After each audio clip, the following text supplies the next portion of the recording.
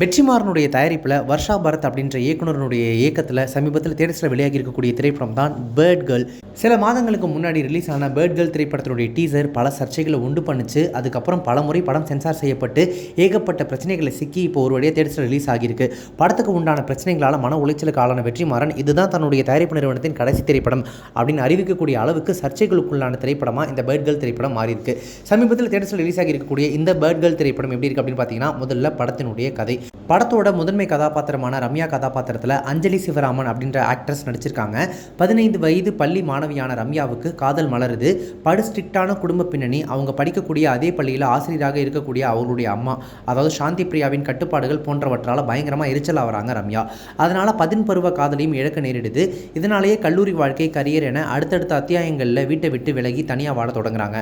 அடுத்தடுத்து ரம்யாவின் வாழ்வில் பல்வேறு சம்பவங்கள் அரங்கேற அவங்க தேடி போன காதலும் விரும்பிய சுதந்திர வாழ்க்கையும் கிடைச்சதா அவங்களுக்கு அப்படின்றதே அறிமுக இயக்குனர் வர்ஷா பரத் இயக்கியிருக்கக்கூடிய இந்த பேர்ட் கேர்ள் திரைப்படத்தினுடைய கதை. படத்தில் நடிச்சிருக்கக்கூடிய நடிகர்கள் எப்படி நடிச்சிருக்காங்க அப்படின்னு பார்த்தீங்கன்னா, ரம்யாவாக அஞ்சலி சிவராமன். ஓடிடி படைப்புகளில் நடிச்சிருந்தாலும் இதுவே முதல் சினிமா அறிமுகம். யதார்த்தமான முகபாவங்கள், அம்மா அப்பா என அனைவரையுமே அனாயசமாக கையாளக்கூடிய இடம், பாட்டி இறந்த வீட்டில் இயல்பாக பேசிட்டு பின்னாடி பாட்டி மீதுள்ள பாசத்தில் வெடித்து அழக்கூடிய தருணம் என ஒவ்வொரு ஓவருக்கும் ஒவ்வொரு சிக்ஸர் விளாசி தன்னுடைய பர்ஃபார்மன்ஸை ரொம்பவே சூப்பராக கொடுத்துருக்காங்க. மேடம் பூனையை காணாத பரிதவிப்பு, அம்மா கிட்ட ஐ லவ் யூ சொல்லக்கூடிய தருணம் என எமோஷனலாகவும் தனக்கு கிடைச்சிருக்கக்கூடிய இடங்களில் சூப்பராக ஸ்கோர் பண்ணியிருக்காங்க. ஆனாலும் டப்பிங் குரல் சில இடங்களில் உறுத்தவே செய்யுது. படு ஸ்ட்ரிக்டான அம்மாவாக மீண்டும் தமிழ் சினிமாவில் சாந்தி பிரியா. சாந்தி பிரியா யாருன்னு உங்கள் எல்லாருக்குமே தெரிஞ்சிருக்கும். எங்கள் ஊர் பாட்டுக்காரனில் செண்பகமே செண்பகமேன்னு பாடி பல பேருடைய மனசில் இடம் பிடிச்சாங்க இல்லையா, அதே சாந்தி பிரியா தான் நீண்ட இடைவெளிக்கு பிறகு மீண்டும் தமிழ் சினிமாவுக்கு வந்திருக்காங்க. ஹீரோயினுக்கு அம்மாவாக நடிச்சிருக்கக்கூடிய அவங்க கதாபாத்திரம் எப்படி இருக்குது அப்படின்னு பார்த்தீங்கன்னா, யதார்த்தமான அதே சமயம் தான் ஒடுக்கப்படுகிறோம் அப்படின்றதே தெரியாமல் கணவனுக்கும் மாமியாருக்கும் சேவையாற்றி கொண்டே மகளை ஏசக்கூடிய வேடத்தில் மிளிர்கிறாங்க. பேர்ட் கேர்ளின் தோழியாக சரண்யா ரவிச்சந்திரன். ரொம்ப நெகிழ்ச்சியான அத்தியாயம் அவங்களோட. ரம்யாவின் வாழ்வில் இருவேறு அத்தியாயங்களில் எட்டி பார்க்கக்கூடிய ஹிருது ஹருண் நடிப்பில் கண்டிப்பாக முதிர்ச்சி. படம் தொழில்நுட்ப ரீதியாக, அதாவது டெக்னிக்கல் ஆஸ்பெக்ட்ஸில் எப்படி எடுக்கப்பட்டிருக்கு அப்படின்னு பார்த்தீங்கன்னா, பிரீதா ஜெயராமன், ஜெகதீஷ் ரவி, பிரின்ஸ் ஆண்டர்சன் என 3 பேர் ரம்யாவுடைய வாழ்க்கையை 3 அத்தியாயங்களாக பிரித்து, அதாவது 3 சாப்டர்ஸாக ரொம்ப அழகியலோடு ரொம்ப செம்மையாக ஒளிப்பதிவு பண்ணியிருக்காங்க. சாதாரண அம்மா மகள் உரையாடலில் கூட வாய்க்கு க்ளோஸ்அப் வைக்கிறது, முகத்துக்கு க்ளோஸ்அப் வைக்கிறது, கண்களுக்கு க்ளோஸ்அப் வைக்கிறது என புது புது கோணங்கள் பிடித்திருக்கிறது. ரொம்பவே ஃப்ரெஷ்ஷான ஒரு ட்ரீட்மெண்ட்டாக இருந்துச்சு ஸ்க்ரீனில் பார்க்குறதுக்கு. ராஜா ஸ்ரீதரின் படத்தொகுப்பிலும் இதே மாதிரியான பல புதுமையான விஷயங்கள் எட்டி பார்க்கறது படத்தை வித்தியாசமானது ஒரு அனுபவமாக மாற்றியிருக்கு.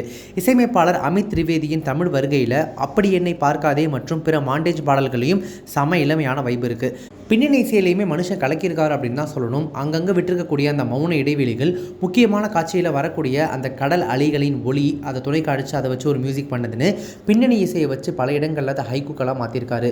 10 பருவத்திலிருந்து முதிர்ச்சியை நோக்கிய பயணத்தை பேசக்கூடிய படங்கள் நமக்கு புதிது கிடையாது. இந்த பேர்ட் கேர்ள் அதிலிருந்து வித்தியாசப்படுறது சொல்ல வர்ற விஷயத்தில் தான். இங்கே பாலுமகேந்திரா சார் அவர்களுடைய அழியாத கோலங்கள், செல்வராகவன் அவருடைய துள்ளுவதோ இளமைன்னு ஒவ்வொரு காலகட்டத்திலையும் அந்த 10 பருவம் விஷயத்தை ரொம்பவே வெளிப்படையாக பேசக்கூடிய திரைப்படங்கள் தமிழ் சினிமாவில் வந்துக்கிட்டு தான் இருந்திருக்கு. பேர்ட் கேர்ள் திரைப்படம் நான் சொன்ன மாதிரி அதுலேருந்து மாறுபடுறது சொல்ல வரக்கூடிய விஷயத்தில் தான். சின்னதொரு தனி வீடு கொடுத்துடக்கூடிய சுதந்திரத்தை குடும்ப கட்டுப்பாடுகளும் பழமைவாதங்களும் எப்படி தடுக்குது அப்படின்றத பெண்ணின் பார்வையிலேயே பேசியிருக்காரு படத்தினுடைய இயக்குனர். 10 பருவ காதல், அதில் எடக்கூடிய சிக்கல், கல்லூரியில் நிஜமான காதல் அப்படின்னு நம்பி மகிழ்ச்சியில் இருக்கும்போது வரக்கூடிய பிரச்சனைகள், 30+ ஏஜில் நண்பர்கள் அனைவரும் வாழ்வினுடைய வெவ்வேறு கட்டங்களுக்கு போயிருக்க மனசுக்குள்ளே எடக்கூடிய அசௌகரியம் என மனசுக்குள்ளே நெகிடக்கூடிய பல அக போராட்டங்களை ரொம்ப இயல்பாக எடுத்துரைக்குது படம். தோழியின் கரிசனம், அம்மாவின் பார்வையில் அவங்களும் உணர்ந்து அன்பை பகிரக்கூடிய இடம், பூனையை காணாமல் தேடும்போது உணரக்கூடிய முன்னாள் காதலனின் கரிசனம், பள்ளிப்பருவ காதலனின் மீள் வருகையின் போது, அதாவது திரும்ப வரும்போது உண்டாகக்கூடிய பட்டாம்பூச்சி படபடப்பு என சாவகாசமாக உட்காந்து பார்த்தீங்க அப்படின்னா வெளிப்படக்கூடிய டிராமாக்கள் எல்லாமே படத்தில் பல இடங்களில் மெல்லிசையை மீட்டி மனசை ஒரு மாதிரி இதமாக்குது. பாட்டி இறப்புக்கு பின்னாடி அவங்கள முதிய தலைமுறை கொண்டாடுவதும் இளைய தலைமுறை தூற்றுவதும் சுவாரஸ்யமான நகைமுரண். அதே சமயம் நிஜமாகவே ரம்யா விரும்புவது என்ன, படம் எதை நோக்கி போகிறது அப்படின்றதுல போதிய தெளிவு எங்கேயுமே இல்லை. நாயகியும் தனக்கு வரக்கூடிய அனைத்து பிரச்சனைகளையுமே லெஃப்ட் ஹேண்டில் ரொம்ப கேஷுவலாக டீல் பண்ணுறதுனால எமோஷ்னலாக அவங்களுடைய பரிதவிப்பு, அவங்களுடைய பிரச்சனை நமக்கு ஒட்டவே மாட்டேன் அப்படிங்குது. அதே போல் பெண் சுதந்திரம் அப்படின்றது தனியொரு கூடு மட்டுமா அப்படின்ற கேள்வியும் படத்தில் நிறைய இடங்களில் தொக்கி நிற்குது. நான் சொன்னேன் இல்லையா, படம் பல இடங்களில் சென்சாருக்கு உட்பட்டு நிறைய சர்ச்சைகளுக்கு உள்ளாயிருக்குன்னு. அதுவே படத்தினுடைய எடிட்டிங்கில் நிறைய சென்சார் வெட்டுகள் இருக்கிறது, அங்கங்கே துருத்திக்கிட்டு தெரிகிறது. படம் பார்க்குற அனுபவத்தையே மொத்தமாக பாதிக்குது. மொத்தத்தில் இந்த பேர்ட் கேர்ள் திரைப்படம் எப்படி இருக்குது அப்படின்னு கேட்டிங்கன்னா, குறைகள் இருந்தாலும் பெண்ணினுடைய அக உணர்வை சென்சார் செய்யாமல், அதாவது படத்தை சென்சார் பண்ணியிருக்காங்க, படத்தில் சொன்ன விஷயங்களை சென்சார் பண்ணலை. அப்படி சென்சார் பண்ணாமல் பெண்ணினுடைய அக உணர்வை, அவளுடைய மன ஓட்டத்தை நமக்கு கடத்தக்கூடிய பேர்ட் கேர்ள் கண்டிப்பாக ஒரு குட் கேர்ள் அப்படின்னு நம்ம சொல்லலாம். தியேட்டரில் போயிட்டு பார்க்குற அளவுக்கு படம் ஒர்த்தா அப்படின்னு கேட்டிங்கன்னா, கன்ஃபார்மாக நான் சொன்ன மாதிரி ஒளிப்பதிவில் எடிட்டிங்லன்னு ஒரு புதுவிதமான திரை அனுபவத்தை கொடுக்கும். படத்தில் பேசியிருக்கக்கூடிய விஷயங்கள் ஒரு சிலது உங்களுக்கு கனெக்ட் ஆகலை, அதுக்கு நீங்கள் ஆப்போசிட்டாக இருக்கீங்க அப்படின்னாலுமே கூட, படம் சொல்ல வரக்கூடிய, படம் பேசுகிற நிறைய விஷயங்கள் உண்மையாகவே சமூகத்தில் விவாதிக்கப்பட வேண்டிய, நம்ம புரிஞ்சுக்க வேண்டிய விஷயம்தான். அந்த வகையில் உண்மையாகவே அறிமுக இயக்குனரான வர்ஷா பரத் ஒரு நல்ல படத்தையே எடுத்திருக்காங்க அப்படின்னு சொல்லலாம். அதே நேரம் பெண் சுதந்திரம் அப்படின்றது இதுதானா அப்படின்ற கேள்வியும் படத்தில் நிறைய இடங்களில் வராமல் இல்லை.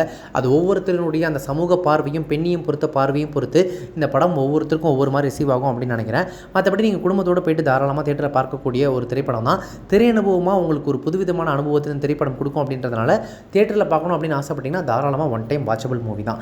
இந்த பேட் கேர்ள் திரைப்படத்தை நீங்கள் பார்த்துட்டீங்க அப்படின்னா, படத்தை பற்றி உங்களுடைய கருத்துக்கள் என்ன, ரிவ்யூ என்ன அப்படின்றத கமெண்ட்ஸில் மென்ஷன் பண்ணுங்கள்.